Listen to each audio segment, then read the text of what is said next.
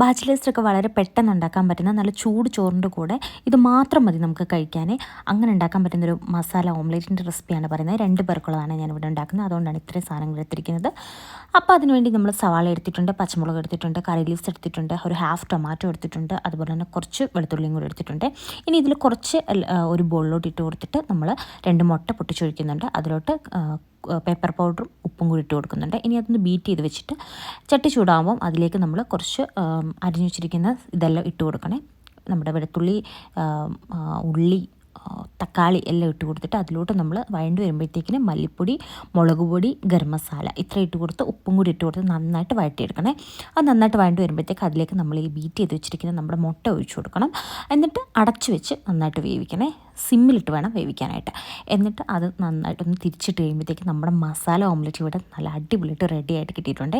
നല്ല ചൂട് ചോറിൻ്റെ കൂടെ നല്ല ബെസ്റ്റ് ഓപ്ഷനാണ്. വേറൊരു കറിയും വേണ്ട, നമുക്കിത് മാത്രം കൂട്ടി കഴിക്കാൻ പറ്റും. അപ്പോൾ ഒന്ന് ട്രൈ ചെയ്ത് നോക്കാം. Thanks for watching.